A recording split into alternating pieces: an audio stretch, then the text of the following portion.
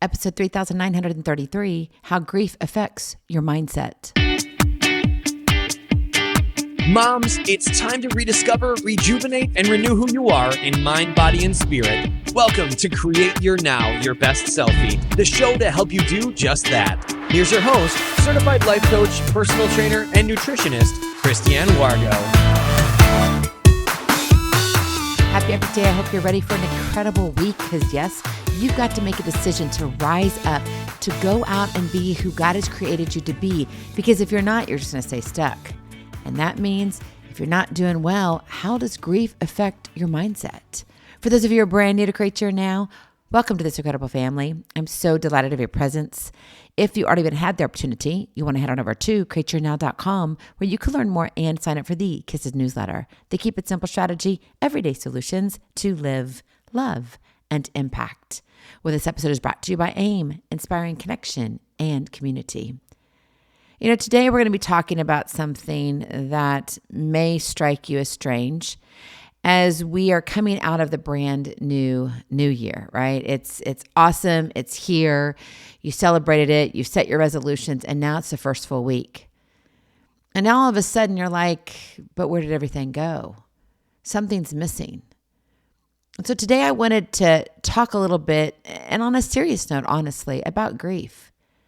You see, grief isn't just about losing a loved one. Yes, it involves the loss of someone that you care for deeply. But it's a full body, mind-consuming response to any meaningful loss. It might be your job, a home, a relationship like your marriage, a dream gone sideways. If you don't understand how grief rewires your mindset, it can trap you in a mental box where all you see is what's broken and how far you are climbing from out of that dark hole. Yet at the same time, when you understand how grief affects your mindset, you get why you're paralyzed. You understand why you're stuck replaying the what, why, and how over and over and over again, missing the possibility of what's next. So let's get real. Because, you know, here at Create Your Now, I come to you daily, right? And maybe you're just finding me this new year. Welcome. And I genuinely mean it. Welcome to the family. You're an extension of our family. And it's exciting because 2026, I believe, is going to be something spectacular. Now, that spectacular is yet to be defined. And I'm not talking just about Create Your Now. I'm talking about within your life. I'm not saying, though, everything's going to go perfect. Because I do know one thing, grief is going to show up in your life. It is. And grief is brutal, right? It's disorienting and it's exhausting. Science and psychology confirm that grief triggers massive shifts in our brain chemistry and cognitive patterns, clouding our judgment, zapping motivation, and amplifying negative thinking. No wonder you keep going down the road of like, man, I'm just not good enough. And you keep playing that over and over in your head because that's where you're stuck. Studies show the mind under grief can experience heightened anxiety, having that trouble focusing and a pervasive sense of hopelessness. That's why grief can feel like a cage. It hijacks your mental resources, making it nearly impossible to envision a future beyond the loss. All you see is what you see now. All you feel is what you feel now. You can't see beyond that. But you see, there's a catch. Grief is a process, not a permanent state. The depth of the pain doesn't have to define how far you fall or how long you stay down. You can honor the grieving process without letting it swallow you whole. But the key is learning how grief shapes your mindset and taking those actionable steps to prevent it from overruling your entire life, because that's where we end up. It's the grief couch. It sucks you in. Because you got your bottom imprint there. And it's like, okay, I feel good here. And then it begins to mess with your mindset. What does that look like in real life when it starts messing with what you think? Number one, narrowed focus on loss. Your brain gets stuck zooming in on the loss and what you can't change. This tunnel vision blocks out new opportunities and solutions. All you see is what? The negative. If you're only wearing negative glasses, how fun is that? It's not fun at all. Another way grief messes with your mindset is it slowed cognitive processing. It slows it down. The emotional weight distracts your brain's executive function, making decision-making and problem-solving feel overwhelming. Have you ever felt that overwhelm of like, I just can't catch my breath? And I'm not talking about hyperventilating. I'm talking about just like, you just don't know what's next. There's just so much coming at you. And the feelings within you can't change. Grief also messes with your mind when it comes to heightened negative bias. Your brain goes into a threat mode, causing you to focus on risks and downsides rather than potential gains. You're in the fight mode. And sometimes you got to be there, but you can't stay there long. It also is a reflection of the erosion of motivation. Feeling depleted and sad drains your energy to take action or even chase goals.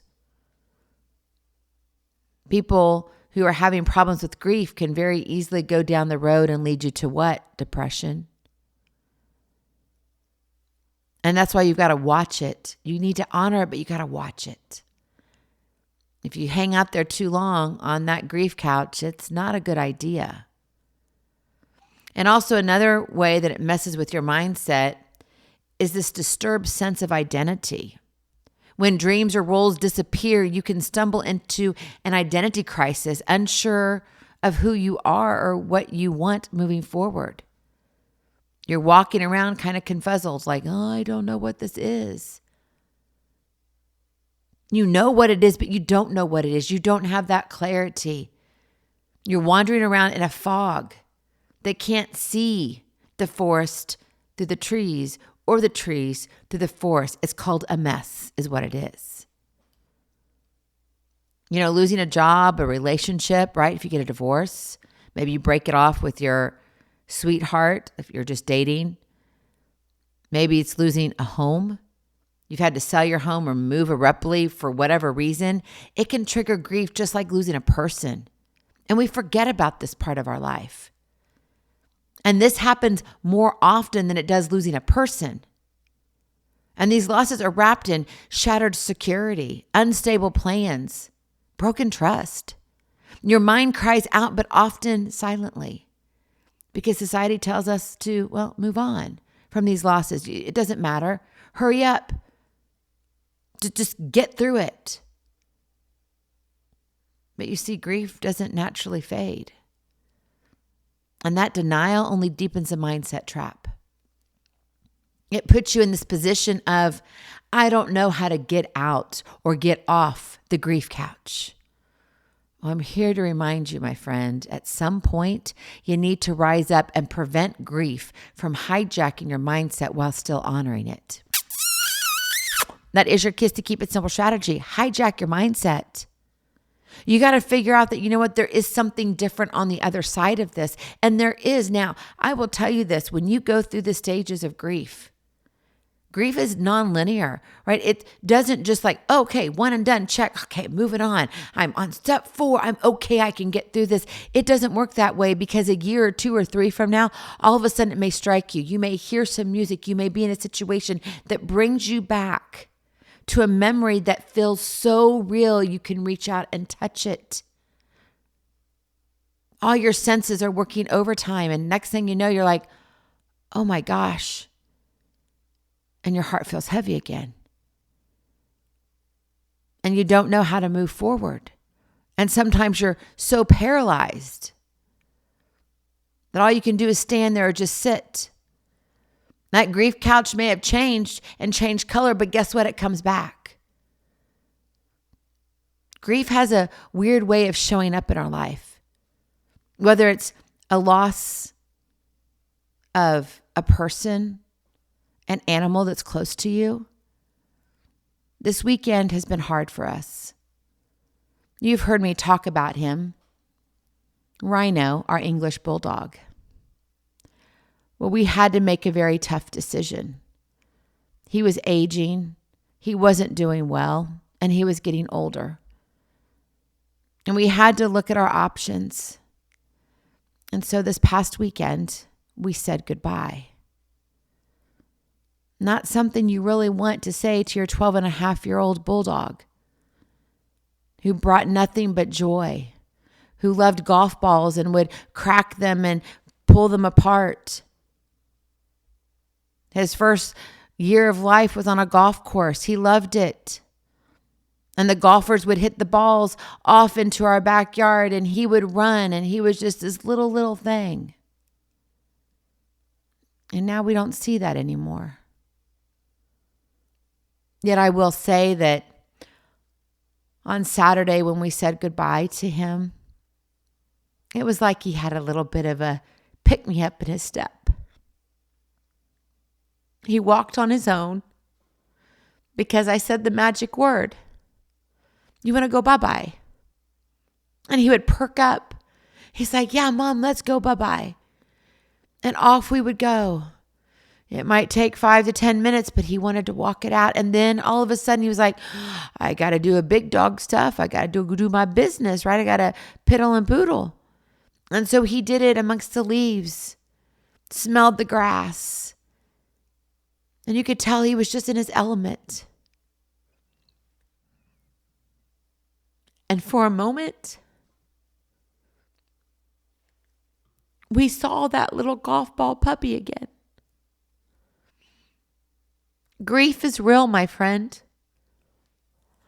And if you haven't experienced it, I promise you you're going to. Whether it's the loss of a family pup, an animal that you have cared for as long as you can remember, right? Because they're part of the family. Maybe it's a loved one, a family member. I've had some really close friends lose family members this holiday season.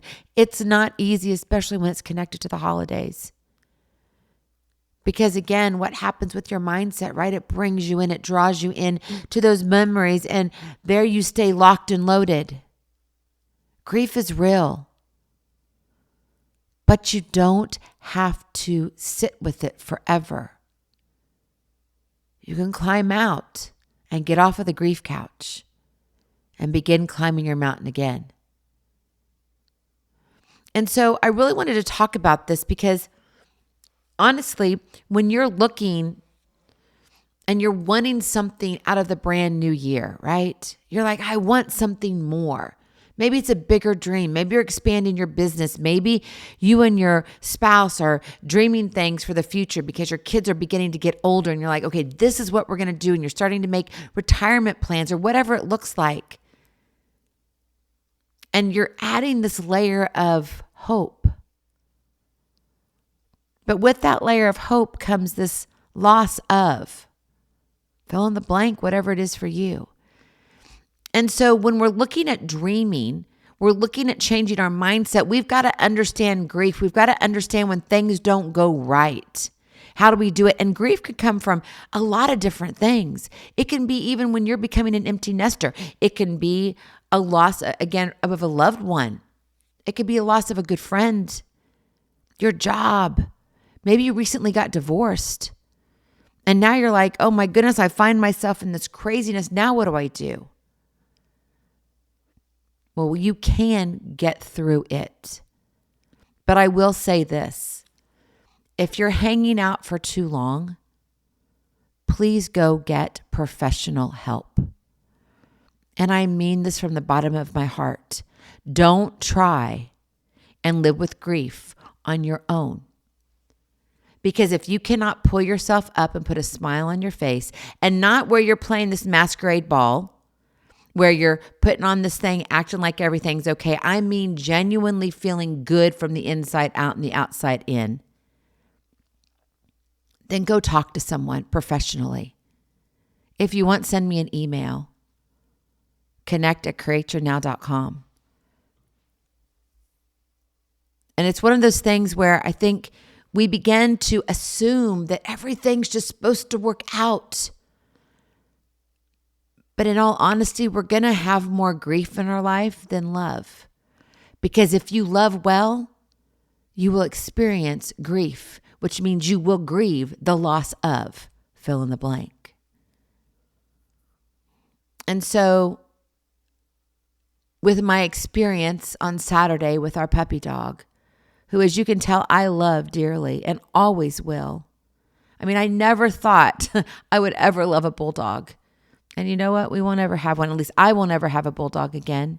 He was our one and only bulldog. We've had other dogs, but he will be our one and only bulldog. He was special. And sometimes, you just have that one. And so as you begin your walk into this new year, give yourself the breath of being able to grieve your losses, whatever they are. But at the same time, I want you to hijack your mindset while still honoring your grief. What does that look like in real life? Number one, set boundaries with your grief. We were talking about this earlier, right? That it's okay to be sad. It's okay to go through the stages, to be mad at times, angry, confused. It's okay to feel devastated, but don't let your mind camp out there 24/7. So give yourself some grief time. You can schedule it if you want to, or maybe it's just something when you feel it, you honor it. But this is where you allow yourself to feel and process. But at the same time, then you can also when you're done with that, you can shift your focus to small actionable steps in your day. What does that do? It helps move you forward. So maybe you go and you journal your pain for 15, 20 minutes. Maybe it's only 5 because you don't have time. That's all right. Whatever it is for you.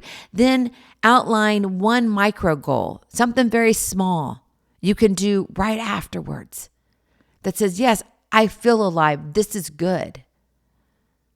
For me, when we said goodbye, on top of all of that, we're moving our son. He's going out and getting his big first career start and getting his own place. And so now not only did I have to say goodbye to our puppy dog, but I'm saying goodbye to my son. And my house is feeling bigger and bigger because the rooms are getting emptier and emptier. But you see, for a moment, I allowed myself to pick up the doggy bowls and just clean them. And I know that sounds like nothing big, but for me in that moment, it was just like, I'm a little bit closer to him. Even though I don't see him sitting by his little fireplace, y'all believe it or not, this boy, he loved his fireplaces. And so we had a portable fireplace for him. And if it was summer, winter, spring, fall, didn't matter, that fireplace was on. And it was the lights. Now, the heater wasn't always on, but the lights were on. And it was something, right? He's an English bulldog. Yeah, he's our proper puppy. And so for me, just doing that little activity, it wasn't to sit down and journal, but it was to literally stand in front of the kitchen sink and think of him as if he was over there sitting by his little fireplace and I was washing his doggy bowl, cleaning it and getting it ready for its next home, for someone else, for another sweet little puppy dog. What can you do to set boundaries with your grief? Giving yourself that opportunity to feel it, but then say, I'm good and I can take the next step. Number 2, reframe your mindset with empowering beliefs. Grief feeds on fixed thinking, like I'm broken forever. This isn't going to work. Nothing will get better. I'm not good enough. How many times have you told yourself, I'm not good enough? You've heard that somewhere, and that came from a loss. And that's grief you haven't dealt with. Seriously. And I don't want to make this huge therapy appointment, but I mean, if you're feeling something, pay attention to that. You've got some unresolved grief to deal with, and that can be something that's holding you back from fulfilling something else. So actively challenge those thoughts. Remind yourself, this is painful, but it's temporary. And I am more than my loss. The loss doesn't define me. It hurts, yes, but it doesn't define who I am. Cognitive behavioral therapy, right, CBT, studies show this shifting perspective rewires the brain's response to trauma and loss. But guess what? It has to be intentional. It just doesn't happen. You don't just say, okay, I'm going to do this and I'm going to feel better. It's just going to happen. It's not. It's saying, okay, wait, I feel this. I know this about myself. Okay, hold on. And maybe you have to make a little index card to get yourself through it. Maybe you have to do a sticky note, whatever it is. Maybe you take your expo marker and write yourself a message on your bathroom mirror. So when you see it every morning, when you walk in there, it says, this is who you are. This is what you're doing. It lifts you up. It inspires you. It's empowering. That will help you to move from the grief couch to taking your next steps. And then finally, number 3, anchor yourself in daily meaningful action, right? You've heard me say this a lot, intentional. Create your now. We are to be intentional with our time. We are creators. We were made to create, to learn, to grow, to be stretched. Our Heavenly Father created us in His image. It makes sense. So anchor yourself in daily meaningful action that moves you forward. Because moving feet forward counts more than waiting to feel ready. Because I'm here to tell you, you're never going to feel ready. It was probably way over 2 years that I had been wrestling with saying goodbye to our little puppy dog, Rhino. There'd be times that I was like, he's not going to make it, and I don't want to have to wait. But then all of a sudden, it's like, oh, there's hope there. He's going to do it. And on with another week to 2 to 3 would add to months. And then we'd have another situation, and then we would try something. And I'm like, at what point? At what point are you saying, this is more for you than him and vice versa? Right? So we're never going to feel ready. So I want you to hear this and hear it from the heart. This is not about right or wrong. This is about honoring the loss, whatever that loss is for you, and saying, okay, I understand that. And I'm going to allow myself to feel it however I know I'm going to help myself go through the process, and I'm not going to hang out there long. My friend, consistent wins, whether it's a walk, a call to a friend, maybe it's fixing dinner early in the crock pot, right? It's wintertime, so it's like, oh yeah, let's get that stick to your ribs kind of food going. Or maybe it's starting a creative project. It's like, yeah, painting time, I can do this inside. It builds momentum and counteracts paralysis. Movement shakes up the brain's stagnant grief loops. And that creates room for hope and healing. And that's what you want to be able to do. You're honoring that grief. You're honoring the loss of, but not hanging out there too long. Because my friend, this too shall pass. But only if you move. Grief is rarely a straight line, and it will knock you down hard. But lurking in that darkness is a chance to rebuild stronger, wiser, and clearer. You are made for more. You're made for more than just surviving the loss. You're made for living beyond it, to be a living legacy so you can continue to go out and impact the world that you touch. So let your heart have room to mourn, but don't get cozy there. Your dreams deserve air. Your mind deserves freedom. Your future deserves you showing up ready, restless, and ready to rise. It's not going to be perfect. It's going to be messy, but you can do it. And remember this, grief does not own your story. It's just a little chapter, a blink in your life. And the next chapter is waiting for you to start writing it. Go in peace, be present, be incredible, be you. I love you so very much. I cannot wait to see you on the other side. Blessings, hugs, and lots of love. We'll talk to you real soon. Have a glorious, glorious, blessed day. And Rhino, we will always love you. Bye-bye. Feeling inspired, ready to train for life, and love your journey? Visit createyournow.com for more incredible resources to help you along the way. We'll see you next time on Create Your Now, Your Best Selfie. And remember, always be sure you consult your physician before beginning any health and fitness plan.